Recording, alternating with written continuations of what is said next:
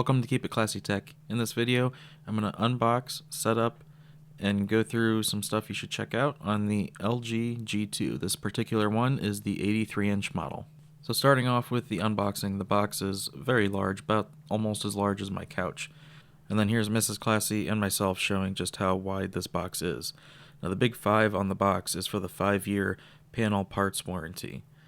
Now I'm showing my wall where I took my VESA mount down, and what I'm doing is just moving it up because this TV does hang lower than other ones I've had. And now here I'm showing how you can easily undo the straps on a TV box.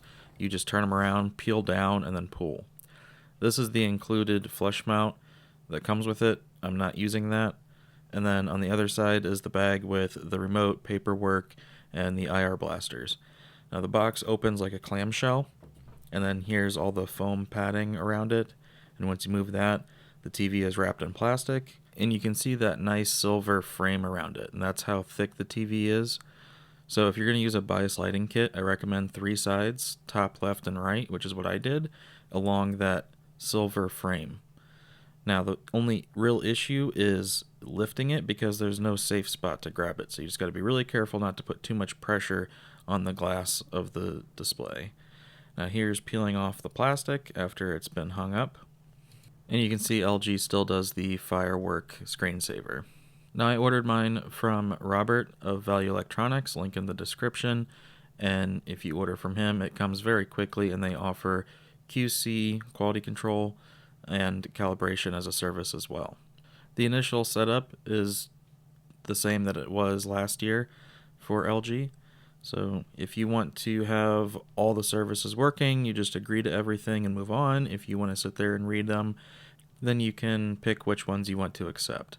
Now I do recommend having all your physical sources turned on. So any cable boxes, Blu-ray players, streaming boxes, consoles, receiver, the more stuff you have turned on when it's going through this process, the more it'll detect, and it'll make it easier later on. It'll also have you put in your zip code and internet information so that you can either run wired or wireless, and then you pick if you want AI Picture Pro on or AI Sound Pro on. However, even if you turn AI Picture Pro off right there, a lot of times when you're setting up a device and you go in your settings, it's going to toggle it back on anyway. And then it also has the always on feature where it's like a put to sleep mode, but you can speak and have it turn back on. Once you get logged in, you can enter a nickname for your account, and then you pick which apps you want to have installed on the TV. Alright, so with all of that done, it's going to kick you probably into a free TV service. However, I bypassed that. So now I'm going to go through the home menu real quick. This is the web OS system. So you'll get live TV and your account information up in the top right, some trending or recommended titles, as well as your app list. The home dashboard is further down. Here I'm just going to show real quick the gallery mode. This is also on the other LG models, but the art gallery is really designed for the Gallery Series G series OLEDs. Now you can download different themes. You can also see here how the reflection handling is with my ceiling light. It also has a fan. And so this is just a random gallery option that I just clicked on. I've sped this footage up. It doesn't normally go that fast. So now some other things you can do while you're in the gallery mode. There's no different picture modes, but you can make basic setting adjustments to that mode.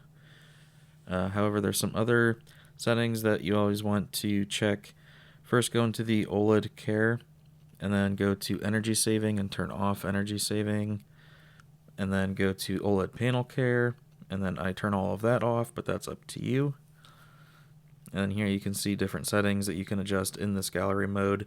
I know the contrast normally should be at 85, and in this mode it was at 95, so I turned that down. And then also the more accurate color temperature would be warm 50, so I changed that. Now I will have an upcoming settings video going over all the settings for all types of content, so keep an eye out for that.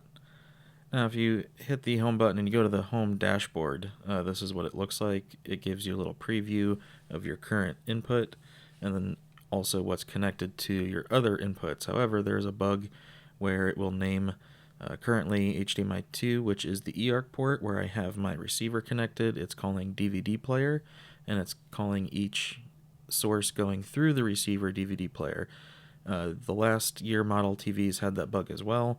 It should be hopefully fixed in a firmware update. Now, it defaulted to being in the APS, or basically the eco mode, so I wanted to change that. I recommend you use the ISF Expert Bright mode and then make these minor adjustments. Turn the contrast down to 85 and the color gamut to auto, and then adjust your clarity and motion settings however you like. And that'll give you a really good starting point for your SDR content. And then if you click on apply to all inputs, then you should only have to do that once. Now showing that it defaulted to saying my speakers were connected with optical, which they're not. It's eARC. So I did have to change that to ARC, and then I had to enable eARC and enable pass-through. So you may have to go through all of that if you are using an ARC or eARC setup. And then also, whenever you're changing sources or devices and you're changing settings around, make sure that the AI settings are not in a way that you don't want them. Again, I'll cover that in a future settings video. And then I'm showing here where the HDMI deep color setting is. So whenever you have like a 4K HDR device, you'll want to have that enabled. And then here's where you can connect controllers and such. And now here you can choose to disable Quick Start Plus if you want to. And then under that is TV information, where it will show you how many hours the TV has been on and your serial number and other things. Alright, from there, back out a couple pages, and then you want to go down to System, and then go down to Additional Settings, and then from here, you can adjust the standby light if you want to. You can turn off the home auto launch, you can adjust the pointer options, and you can turn off the Live Plus, and a few various other things. Under Accessibility, you may need to use some of those options, you may not. Then go to Support. I like to have auto update on. That's up to you, and this is also where you check for an update. And then from there, there's not much left, but if you want to, you can really quickly just keep hitting the mute button on the remote a bunch of times, and that's going to pull up a little menu on the right side. And then what I like to do is go down and uncheck the show LG logo when turning off. So when you turn it off, it just goes straight black instead of showing the LG icon. So now this is purely optional, but I have a USB drive with some slides, so this is 100% white where I can see how much pink tint my panel has. And then if I go to 10% gray, if your panel is new and you see these vertical bands like this, don't worry. After using the TV, especially with HDR for a little while, and running a manual pixel refresh, even just one time, will greatly clear a lot of that up. So don't be scared if you see that.